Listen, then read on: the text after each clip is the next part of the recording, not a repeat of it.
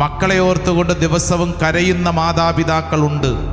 മക്കൾക്ക് വേണ്ടി ദിവസവും പോലീസ് സ്റ്റേഷനും കോടതിയും കയറിയിറങ്ങേണ്ട ഗതികേടി വന്നിട്ടുള്ള മാതാപിതാക്കളുണ്ട്. മാതാപിതാക്കൾ മക്കളുടെ വേണ്ടി മറ്റുള്ളവരുടെ മുമ്പിൽ നാണം കെടുകയും അപമാനിക്കപ്പെടുകയും ചെയ്യുന്ന അനുഭവങ്ങളുണ്ട്.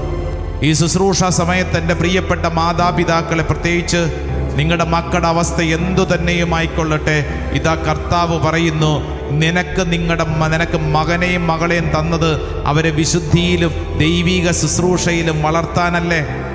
സംഭവിച്ച ഓരോ പാളിച്ചകളെയും ഓർത്ത് മാപ്പ് ചോദിച്ചു പ്രാർത്ഥിക്കുക. നമ്മുടെ വാക്കും സംസാരവും പ്രവൃത്തിയും വഴി നമ്മുടെ മക്കൾക്ക് നമ്മൾ നന്മ പകർന്നു കൊടുക്കാതെ അവരുടെ ഉള്ളിലെ തിന്മയാണ് കൊടുത്തിട്ടുള്ളതെങ്കിൽ മാപ്പ് ചോദിക്കുക. തമ്പുരാന്റെ മുമ്പിൽ മക്കളെ സമർപ്പിക്കുക. ഒരുപക്ഷെ ഈ ശുശ്രൂഷ സമയത്ത് നിങ്ങളുടെ മക്കൾ ദൂരങ്ങളിലായിരിക്കും. ആ മക്കളെ ഓർത്തതേ കർത്താവിന് കൊടുക്കണം. കർത്താവേ, എൻ്റെ മകനെയും മകളെയും ഞാൻ സമർപ്പിക്കുന്നു. കർത്താവേ, എൻ്റെ മകനിലും മകളിലും ഇടപെടണമേ. അവരായിരിക്കുന്നിടങ്ങളിൽ കർത്താവിൻ്റെ ആത്മാവ് അവരിൽ ഇടപെടട്ടെ.